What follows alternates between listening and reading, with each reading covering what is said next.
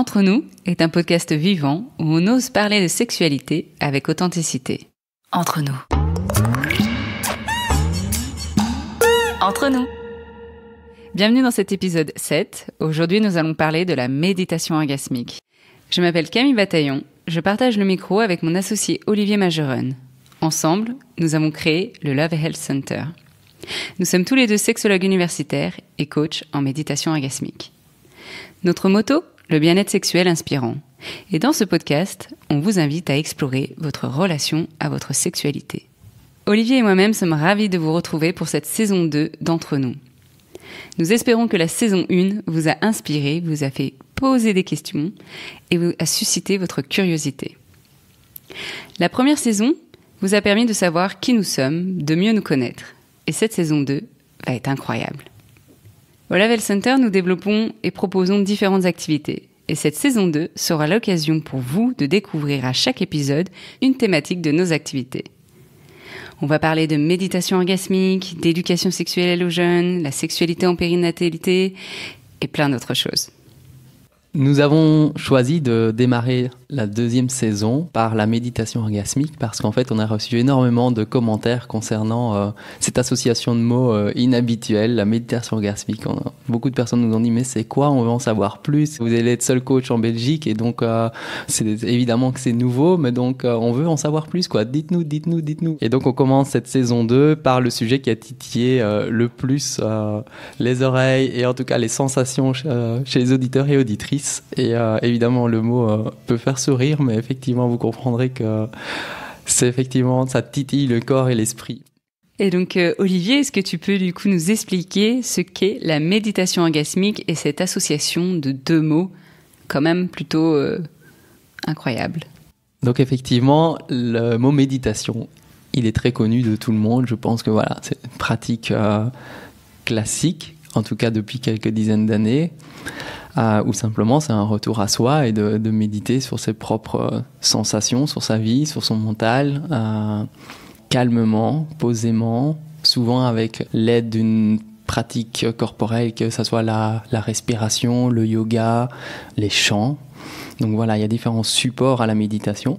Et dans ce cadre-ci, on propose le support de l'énergie sexuelle. C'est pour ça qu'on associe méditation orgasmique.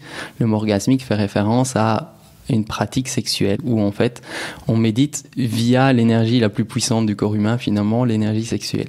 Et donc quand on parle d'orgasmique, on ne fait pas référence à l'orgasme tel qu'on le perçoit dans notre société actuellement, qui est ce pic intense de relâchement de tension sexuelle, de contraction du plancher pelvien, mais plus un état orgasmique, c'est-à-dire qui traverse tout le corps, qui va bien au-delà de l'appareil génital, mais qui traverse vraiment tout le corps. Donc ça, c'est important de l'avoir en tête. On en parle aussi comme une pratique de pleine conscience sexuelle, c'est tout à fait clair, mais ça va pour moi bien au-delà parce que la pleine conscience va dans une perspective de se connecter à tout et d'écouter ce qui se passe en soi et autour de soi, avec énormément de bienfaits. Ici, on va, comme tu dis, vers une pratique qui nous permet de toucher l'état orgasmique. Donc c'est pas un état de pleine conscience, c'est plutôt un état orgasmique d'ouverture et d'extase. C'est ça, et donc c'est une pratique qui est structurée, c'est important à dire, il y a une structure avec une philosophie, avec des étapes qui sont toujours les mêmes, qui sont réplicables, et donc peu importe qu'on pratique la méditation orgasmique en Belgique, en France, en Asie, en Australie, les gens qui sont initiés à la méditation orgasmique appliquent tous le même schéma en fait, avec les mêmes étapes. Donc ça, on reviendra aussi au fil de l'épisode. Alors, on nous pose la question parfois de savoir comment on découvre la méditation orgasmique, parce qu'effectivement, cette association de mots est inhabituelle. Ça crée à la fois de la curiosité. Certains le trouvent en cherchant simplement par le mot orgasme. Mais en fait, ça se passe souvent par une rencontre, en fait. Quelqu'un cite le mot, peut-être dans un podcast, à la radio, ou simplement entre amis. Mais souvent, on rencontre quelqu'un qui en a entendu parler ou qui est praticien. Alors, les gens, souvent, s'intéressent à la méditation orgasmique pour différentes raisons. La première, c'est souvent la curiosité de l'orgasme, et se dire qu'on a tous une intuition de dire, enfin, à un moment donné de nos vies, il doit y avoir plus derrière la sexualité. Je voudrais découvrir davantage ce qu'est la sexualité pour moi. Ça, c'est une première raison. La deuxième, c'est du fait que c'est lié à une technique de pleine conscience, c'est de se reconnecter davantage avec son corps, recréer une connexion et un bien-être corporel. Et la troisième, c'est plutôt par rapport à des aspects mentaux, de se dire, voilà, on se sent bloqué parfois par des expériences passées, par des, je ne vais pas dire peut-être des traumatismes, mais en tout cas des expériences assez difficiles, ou bien simplement une expérience pas suffisamment satisfaisante, en étant un peu frustré de sa propre sexualité, en voulant autre chose. À un moment de sa vie, voilà, on progresse et on se dit, on a envie d'autres choses, et alors on se dit, ben voilà, il faut que je traverse certains schémas de pensée pour m'ouvrir à quelque chose de nouveau. Puis souvent, il y a aussi cette curiosité de connaître un peu mieux, un peu plus le corps de la femme, surtout chez les hommes. J'ai souvent, par rapport aux hommes qui souhaitent pratiquer la méditation orgasmique, ils ont le souhait en fait de dire bah voilà, j'ai envie d'en apprendre plus sur le plaisir féminin, j'ai envie de découvrir encore plus le corps féminin, j'ai envie de me familiariser avec la vulve. Donc ça part vraiment aussi d'un engagement de mieux connaître le corps de l'autre. Et puis par rapport aux femmes, c'est aussi se connaître soi aussi sur ses sensations génitales et aussi des fois faire une séparation entre une personne qui va nous toucher l'appareil génital et la séparer en fait d'un acte sexuel. À travers la pratique, on redécouvre finalement un peu le b.a.-ba.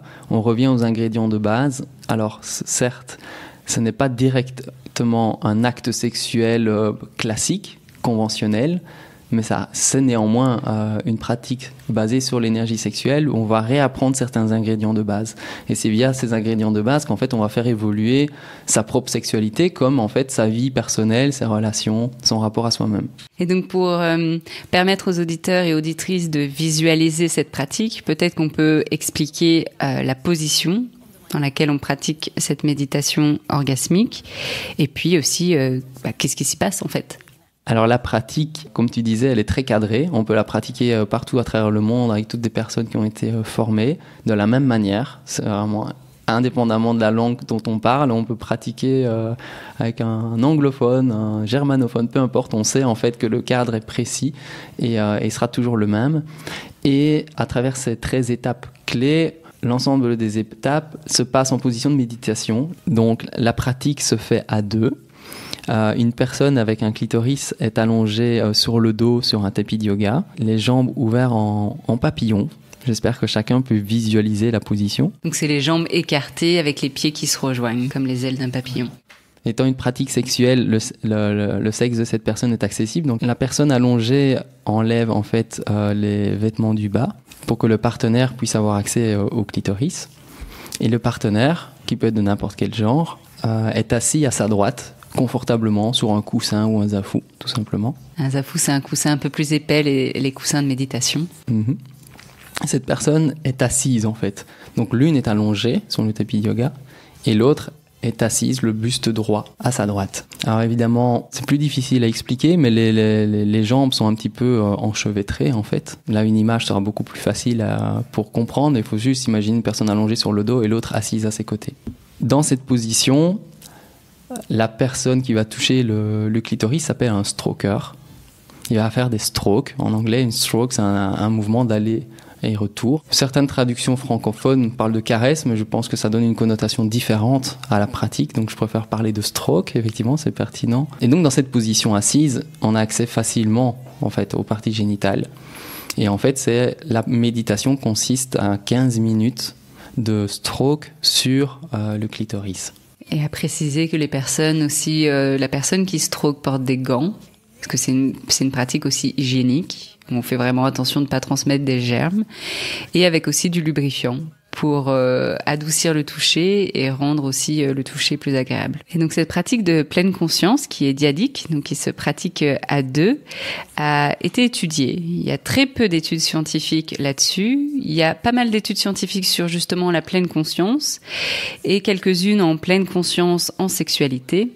Et donc la méditation orgasmique fait partie de ces études de pleine conscience en sexualité. Cette étude a été faite en 2015 aux États-Unis par une étudiante en master. Et donc, elle a interrogé 419 personnes qui pratiquent la méditation orgasmique. Donc, ça allait du début de la pratique de la méditation orgasmique à une dizaine d'années de pratique. Donc, vraiment, c'était très varié en termes d'expérience. La plupart des répondants avaient degré de scolarité assez élevé, c'est-à-dire aux États-Unis, collège, université. Et donc, dans ces questionnaires, elle essayait de voir justement quels étaient les bénéfices de la méditation orgasmique, qu'est-ce qui changeait en fait dans leur pratique au niveau qualitatif. Et donc, ce qu'elle s'est rendue compte par rapport, donc, si on prend les hommes d'un côté, la plupart des hommes, ils voyaient un impact positif au niveau de la connexion, donc vraiment sentir une meilleure connexion avec la partenaire, et aussi une plus grande connaissance du sexe féminin.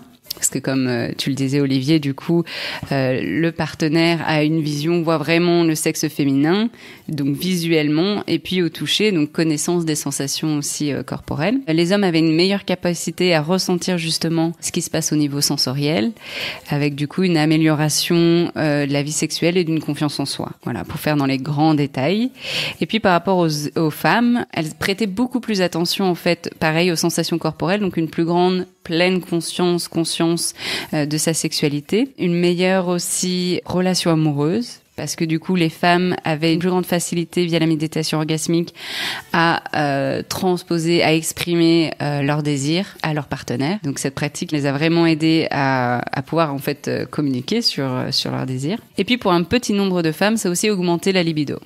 Et un petit nombre aussi de personnes, alors là, on n'a pas de détails sur les chiffres, mais la méditation orgasmique a eu un impact négatif sur la relation amoureuse parce que c'était peut-être pas le bon moment, ça n'a pas été fait dans les bonnes conditions, ou alors c'était juste le moment pour le couple de se séparer. Mais c'est bien de le mentionner aussi. Pour cette étude-là, c'était vraiment en highlights.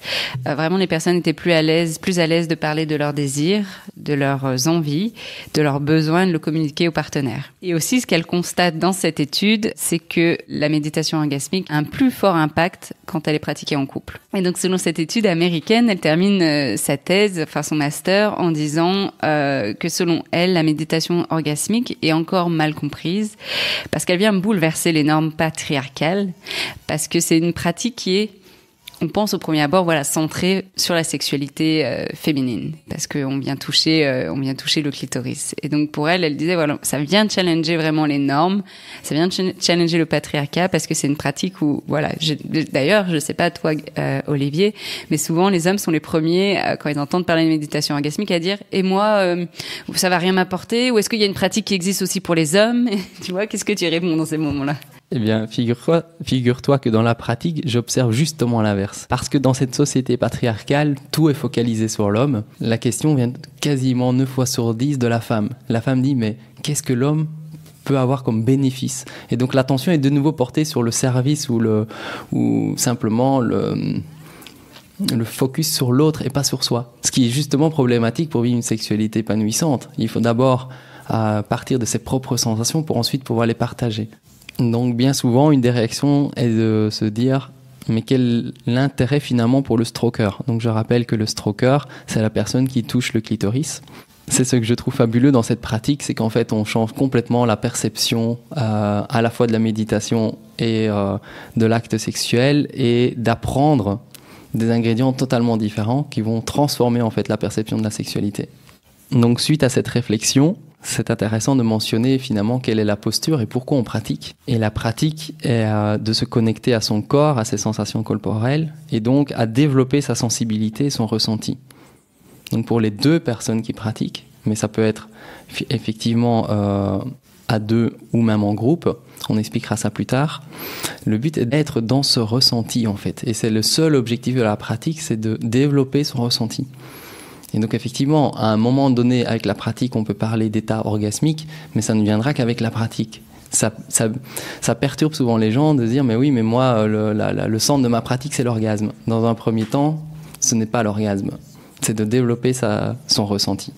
Et donc dans l'étude américaine qui disait que la méditation orgasmique avait un plus grand impact lorsqu'elle était pratiquée en couple, et lorsque j'étais en master en sciences de la famille et sexualité, j'ai voulu réaliser mon mémoire sur la méditation orgasmique, parce que du coup, il y avait peu d'études là-dessus. Et donc, j'ai voulu m'intéresser sur l'impact de la méditation orgasmique au sein des couples. Et mon focus était plus couple hétérosexuel, bien que j'avais essayé d'avoir des couples aussi lesbiens, parce que ça peut se pratiquer entre deux femmes. Mais voilà, c'était un peu plus compliqué à mettre en place. Et donc, dans cette étude que j'ai réalisée lorsque j'étais au Canada, j'ai eu l'aide d'Olivier, bien avant même que l'on soit associé au sein du Love Health Center, tu étais déjà présent dans ma vie et tu m'as proposé ton aide dans la recherche de couples. Et donc, l'objectif, c'était de trouver 3 couples. Et grâce à Olivier, j'en ai trouvé 9. Et donc, on s'est répartis ces couples. Donc, moi, je les ai formés au Canada pendant que Olivier les formait en Belgique. Donc, l'objectif, c'était de les former, donc les initier à la méditation orgasmique. Et donc, j'ai fait passer 4 questionnaires à ces couples, un sur la satisfaction sexuelle, un sur la satisfaction conjugale, un sur la fonction sexuelle de la femme et un sur la pleine conscience. Donc du coup, ces questionnaires qui durent à peu près 20 minutes ont été faits passer aux couples. Puis ensuite, je les ai formés à la méditation orgasmique. Olivier les a formés en Belgique. Ils avaient comme exercice de pratiquer la pleine conscience au moins une fois par semaine pendant 6 semaines. Et à la fin de ces 6 semaines, l'objectif c'était de refaire passer ces mêmes questionnaires et du coup de comparer l'impact de la méditation orgasmique avant la pratique et après les 6 semaines de pratique. Pourquoi 6 semaines? Parce que c'est assez court, mais surtout parce que dans la plupart des études scientifiques réalisées en pleine conscience, la plupart des protocoles tournent autour de 6 semaines. Alors 9 couples, c'est pas représentatif, j'ai plutôt parlé d'une tendance, et donc dans ces résultats, la tendance était une amélioration positive donc de la satisfaction sexuelle, de la satisfaction conjugale des couples, et puis aussi une amélioration de la fonction sexuelle de la femme. Donc quand je parle de la fonction sexuelle de la femme, je parle du désir, de l'excitation, de l'orgasme. Et puis, niveau de pleine conscience aussi, pour voir justement si, comme on parle de méditation orgasmique, on dit que c'est une pratique de pleine conscience, je voulais vraiment voir évaluer si le niveau de pleine conscience augmentait après les 6 semaines de pratique de la méditation orgasmique. Et effectivement, c'était le cas aussi. Donc, on observe en fait des bienfaits très variés de la méditation orgasmique. L'un des bienfaits de base, c'est vraiment les changements de croyance par rapport à sa propre sexualité et la sexualité relationnelle. On sent beaucoup plus d'énergie vitale et de joie de vivre et de connexion avec son corps. Ça, c'est très très fort.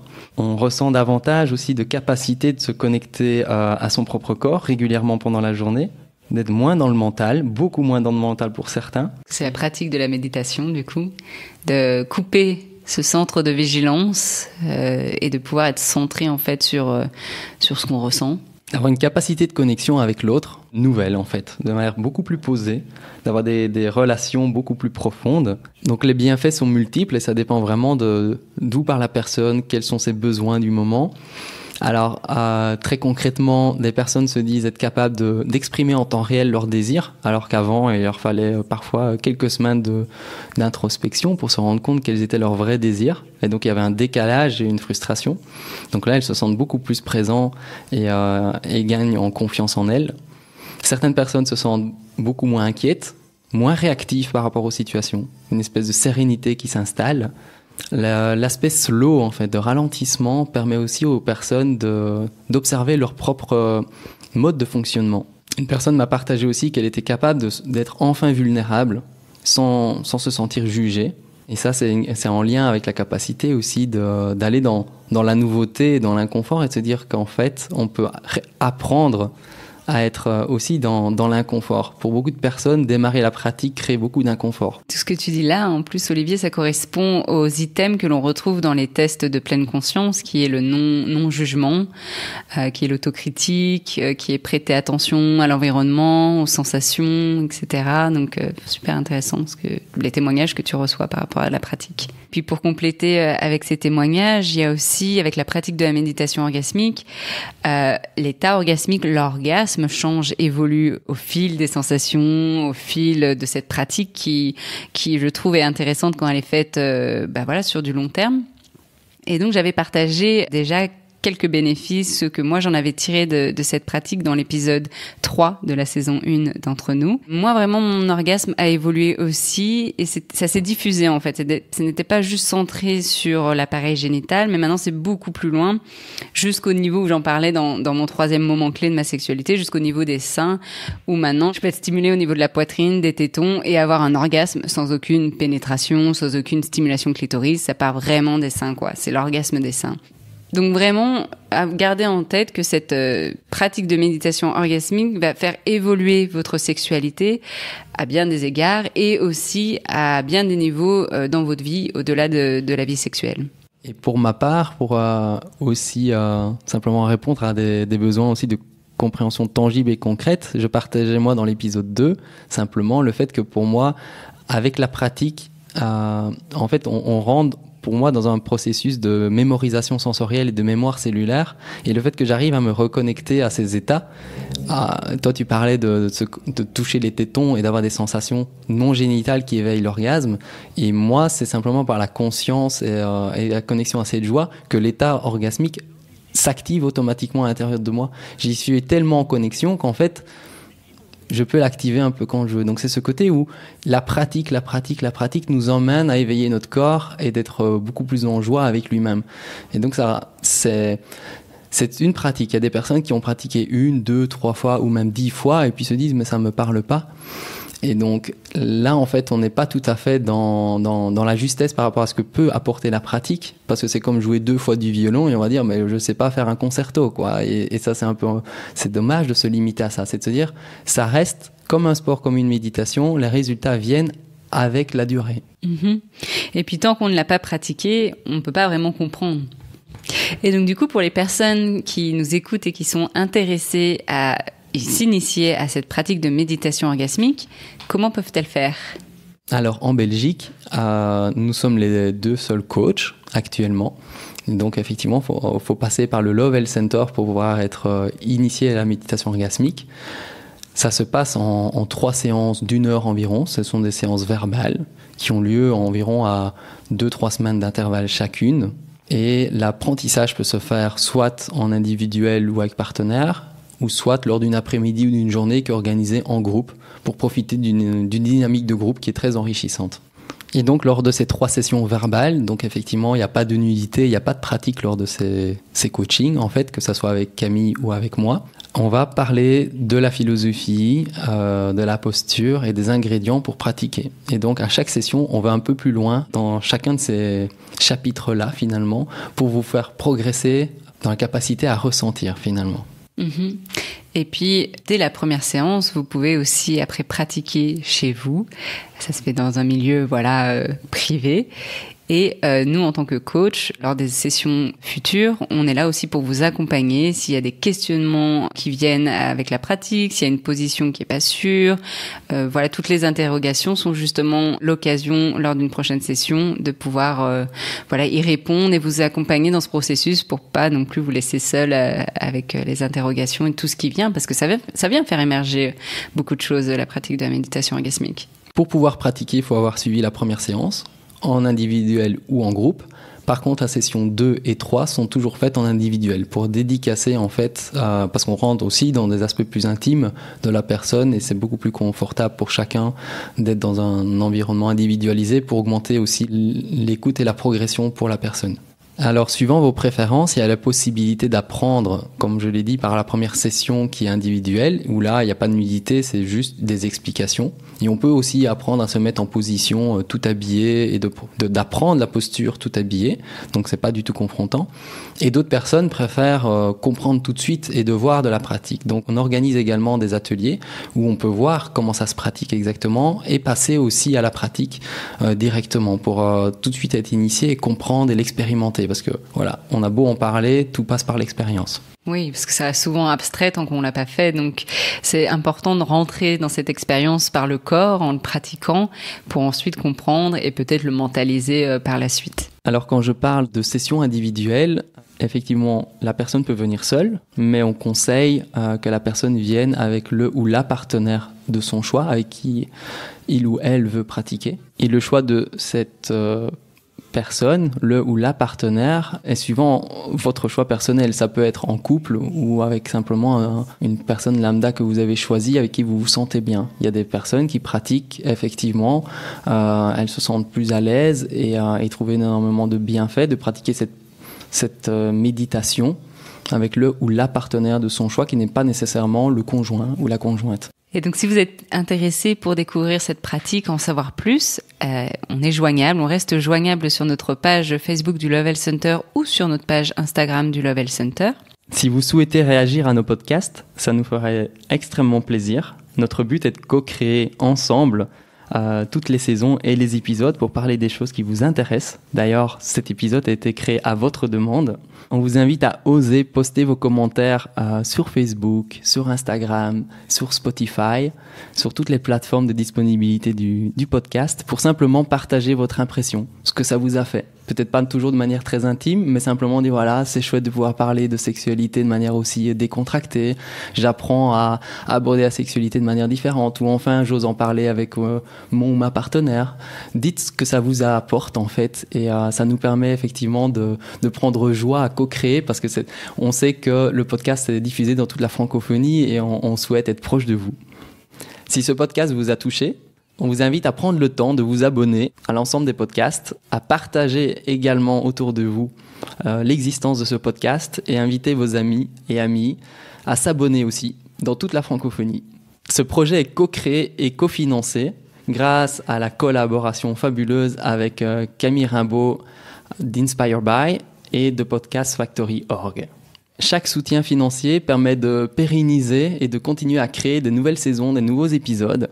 Donc si ça vous plaît, on a besoin de votre aide financière. Faites des donations. Notre rêve actuellement serait de pouvoir trouver un sponsor qui accepte de financer une saison complète de 6 épisodes. Donc si vous connaissez une entreprise, une ASBL, une institution, un privé, peu importe, qui a de l'argent et qui souhaite soutenir un projet social, éthique et humaniste qui touche au fondement des relations et du bien-être à soi et à l'humanité, faites-nous signe, on est preneurs. Et à l'heure où vous écoutez cet épisode, nous avons lancé une campagne de crowdfunding. Nous essayons de récolter de l'argent pour contribuer à nos épisodes de podcast et aussi surtout pour vous offrir un espace convivial en plein cœur de Bruxelles, donc au Love Health Center. Et donc on a besoin de vous. Foncez, agissez de suite dans votre élan, participez, likez, partagez, c'est super important aussi de partager, on compte sur vous, merci. Au micro aujourd'hui, Olivier Majeron et moi-même Camille Bataillon. Production et montage, Camille Rimbaud, Inspired By. Entre nous. Entre nous.